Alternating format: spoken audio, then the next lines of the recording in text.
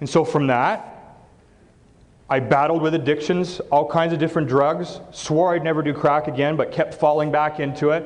At one time, I get a couple years free of drugs, and I now swap my addiction with workaholism and making money. I become addicted to making as much money as possible, and I'll lie, cheat, and scam people to make that money, no problem. And I got a Jaguar, I got nice clothing, custom clothing, Cartier watch, a house, RSPs beyond what I've just got so much money now. But I don't feel good about myself. And so it's only a matter of time that I end up trying a drink of alcohol, and then that one drink of alcohol within less than a month leads me back to the crack pipe. And when I went back to it, I was smoking more crack than I was when I first started, which is how addiction works, right? I didn't start smoking 4 packs of cigarettes a day. I didn't start drinking 25 coffees a day. I didn't start having 6 Red Bulls a day, and I didn't start smoking 10 grand worth of crack in one day. It just escalated. There's never enough. You keep wanting more. Eventually, I end up in a treatment center, and the treatment center tells me that if you are addicted to crack cocaine, we've got the best statistics here, but if you're addicted to crack cocaine, out of 100 people that come into this treatment center, not even one will be sober a year from today. Not even one.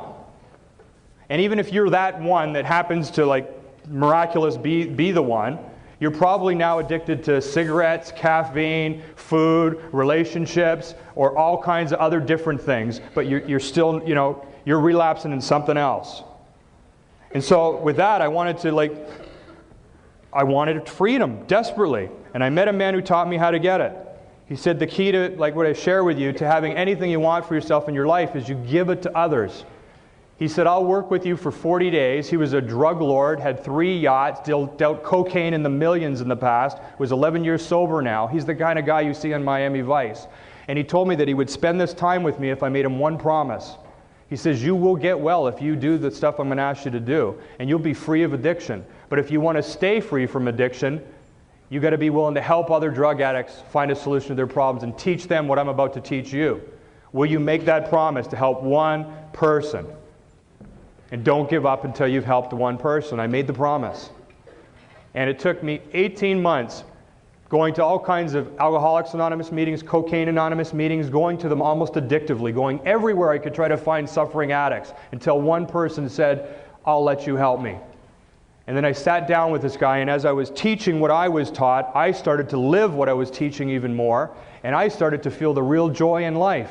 Not getting an invoice for, not getting paid for it, but for just helping someone that was suffering just like me.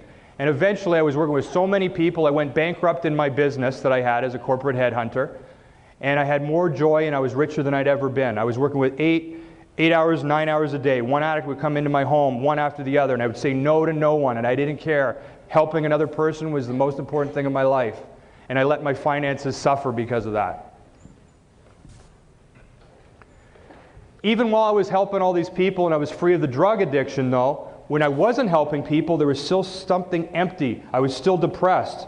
I was still smoking cigarettes. I was still drinking all the coffee and binge food eating and eating all kinds of junk food and sugar to try to make me feel better. I wasn't doing the drugs, so that was good. And I couldn't figure out what it was.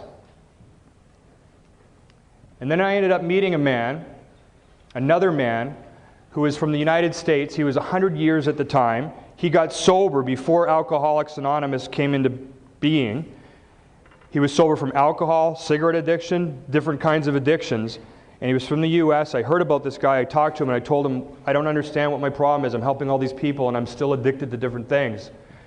And what he did was he did this prayer with me on the phone. And he prayed. I was just like, whatever you want, pray, whatever. I'm just, whatever you want to do. He did this prayer, and at the end of the prayer, he told me, get a piece of paper, and I want you to write down whatever thoughts come to your mind, no matter how sick or stupid those thoughts may be. First thing I wrote down was Dempster's bread. And the next thing I wrote down was York University.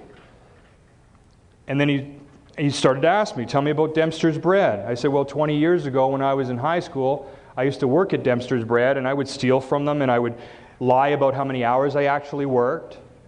And he said, God wants you to go to Dempster's Bread and make this right.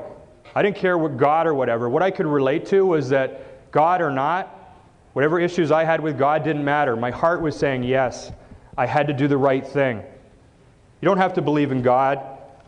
You don't have to believe in religion. Your heart already knows the right thing. You call it God, call it whatever. It doesn't matter. I knew I had to do this thing even though I was scared to death and I didn't want to. And I went there the next day, confessed to what I'd done. And after that, I went to York University the same day and confessed to stealing thousands of dollars worth of recording equipment.